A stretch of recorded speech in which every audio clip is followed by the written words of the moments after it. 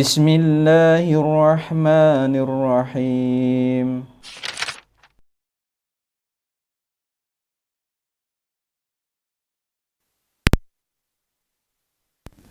Khususnya para pengurus DKM Masjid Siti Halimah ya, luar biasa, para sesepuh, saudara sekalian, dan tak lupa yang di belakang nih, para emak-emak yang luar biasa. Syukur alhamdulillah, pada malam hari ini tiada kata terindah yang patut kita ungkapkan selain ucapan rasa syukur kita kepada Allah SWT, karena hanya dengan rahmat, hidayah, dan inayahnya lah alhamdulillah kita diberikan kesehatan, diberikan keimanan, dan diberikan kenikmatan nikmat Ramadan yang luar biasa ini. Dan kita sudah memasuki hari ke-8 ya, besok ke-9. Tak lain harapan kita, mudah-mudahan amalan kita, baik puasa kita, sedekah kita, sholat kita, dan ibadah-ibadah lainnya diterima oleh Allah Subhanahu wa taala dan dilipat gandakan, karena ini bulan yang penuh keberkahan. Shalawat serta salam senantiasa kita haturkan atas junjungan kita Nabi besar Muhammad SAW. Pada kesempatan yang singkat ini, saya akan menyampaikan ayat kauniyah yang mungkin agak berbeda dengan yang disampaikan oleh penceramah-penceramah yang lainnya. Lebih banyak melihat puasa dari perspektif ayat kauniyah, yaitu berdasarkan Al-Quran. Kami mencoba dengan keterbatasan kami menyampaikan dari sisi ayat-ayat kauniyah yang berada di alam semesta ini, bagaimana Allah membuat sistem, membuat desain bahwa puasa Ramadan ini kenapa menjadi sebuah hal yang wajib untuk kita, menjadi suatu keniscayaan. Allah Subhanahu wa taala menciptakan makhluk-makhluk hidupnya ini banyak juga yang berpuasa. Ternyata kalau kita amati, kenapa saya lebih menitikan pada ayat-ayat kauniyah, karena ini jarang dilakukan, dan ini insya Allah bisa menambah hasanah ilmu kita, menjadi bagian dari ulil albab, melihat kebesaran Allah. Rabbana ma khalaqta hadza batilan subhanaka faqina adzabannar. Kalau kita amati makhluk hidup kita yang ada di sekitar kita, bahkan yang jauh dari kita, itu juga melakukan puasa. Hewan melakukan puasa, bahkan tumbuhan pun kalau kita cermati melakukan puasa.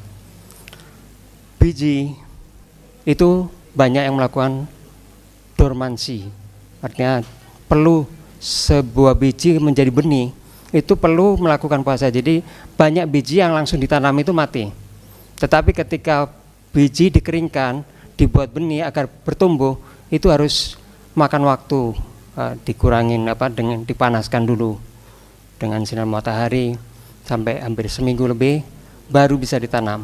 Itu baru bisa bertahan hidup tanaman.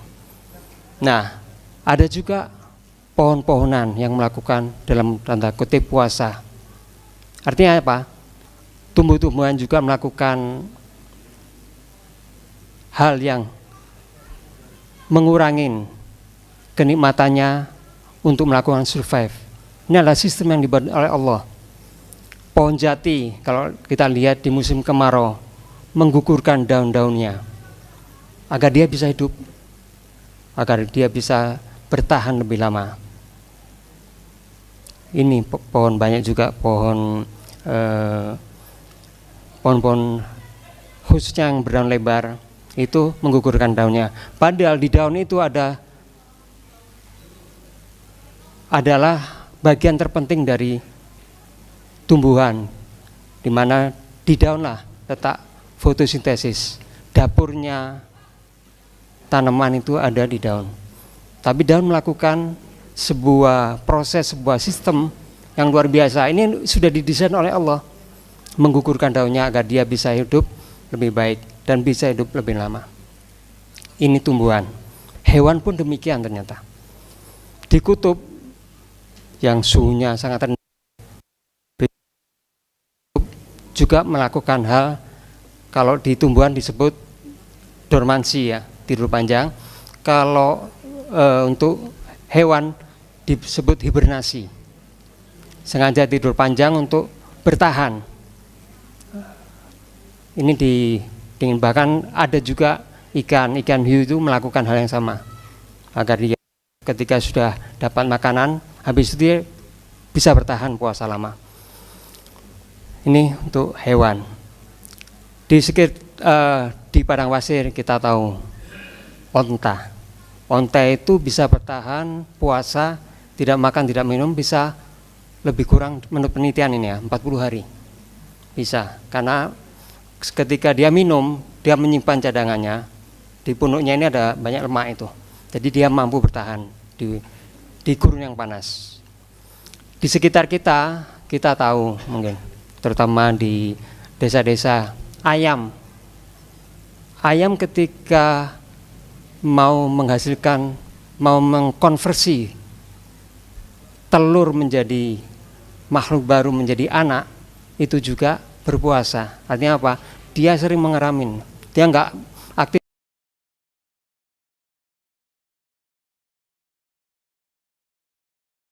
tapi fokus untuk membuahkan anaknya, untuk membuahkan masa depannya. Ini ayam. Nah, kembali ke kita sebagai makhluk hidup, sebagai umat manusia yang didesain oleh Allah, sama. Aktivitas kita selama ini, kita berjalan ke mana-mana saja, entah ratusan atau ribuan kilo, seperti hanya mesin kan.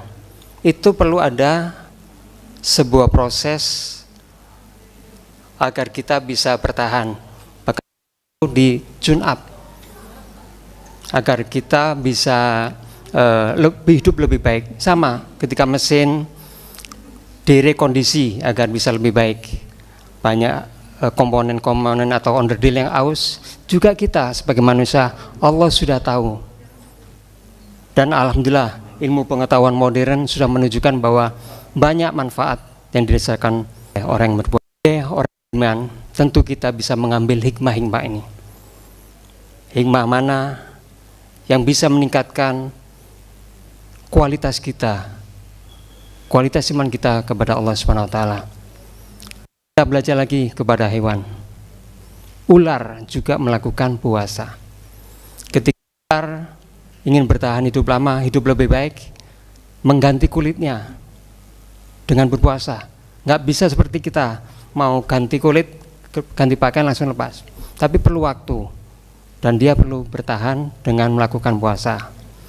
Nah, kalau ular setelah dia berpuasa menjadi kulitnya sudah diganti, ini yang sifat yang tidak perlu kita tiru. Ular, pola hidupnya, sifat dia kurang baik. Bahkan dia adalah predator bagi makhluk-makhluk lainnya. Dia lebih banyak merugikan makhluk lainnya. Bahkan ketika, ya memang ada sebagian ular yang baik. Bahkan jujur saya juga waktu di Lemah Gurami sempat berkalung dengan ular gitu. Tapi sedikit secara umum ular tabiatnya adalah kurang bagus. Dan ular setelah melakukan transformasi itu tetap dia perilakunya seperti itu, namanya juga tetap ular, makanannya juga sama, pola hidupnya juga sama. Ini tidak ketika kita sebelum Ramadan, puasa Ramadan sampai setelah Ramadan, tapi perilaku kita, pola-pola kita tetap sama, itu kurang baik. Kalau kita mau belajar bagaimana dengan ulat. Ulat memang dikenal makhluk yang awalnya adalah makhluk yang rakus. Hari-harinya dia makan, apa saja dia makan. Tetapi ketika dia bertekad untuk hidup lebih baik, ulat melakukan metamorfosis. Dia ketika ingin lebih baik, dia mengurungkan diri, menyelimuti diri menjadi kepompong, berpuasa di situ. Apa hasilnya setelah itu? Alhamdulillah, yang semula ulat ini menakutkan, menjijikkan, setelah melakukan puasa bertransformasi menjadi kupu-kupu yang indah, yang menarik bagi banyak orang, bagi kita semua. Ini satu hikmah. Namanya pun awalnya ulat menjijikkan menjadi kupu-kupu yang indah.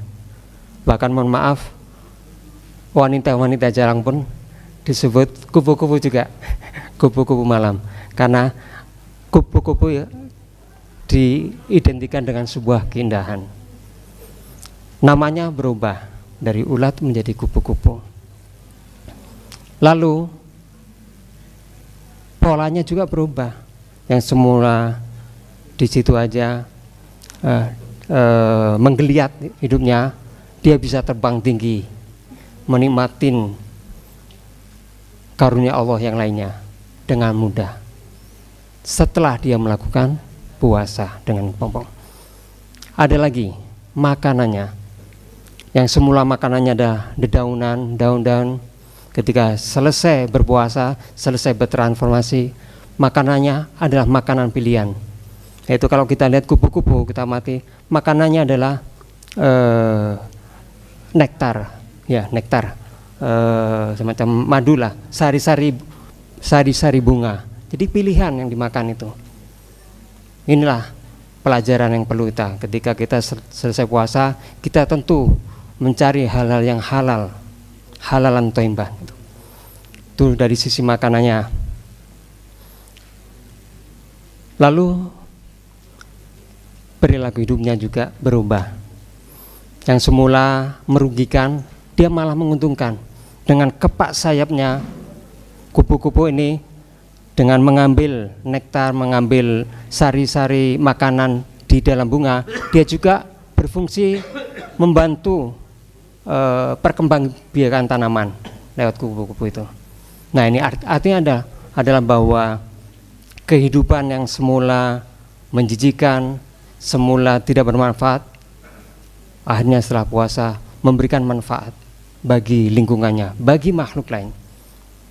Kembali ke kita sebagai umat yang beriman, puasa Ramadan ini adalah kita jadikan momentum sebagai golden moment, sebagai kesempatan kita untuk meningkatkan amal ibadah kita, meningkatkan hubungan baik kita kepada Allah, hablullah, dan hubungan baik kita kepada manusia, menjadi makhluk, menjadi orang yang bermanfaat bagi lingkungan dan orang lain.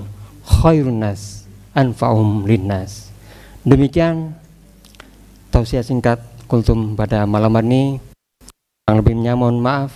Mudah-mudahan apa yang kami sampaikan ini bermanfaat bagi kita semua. Billahi taufiq wal hidayah wa biridho wal inayah. Assalamualaikum warahmatullahi wabarakatuh.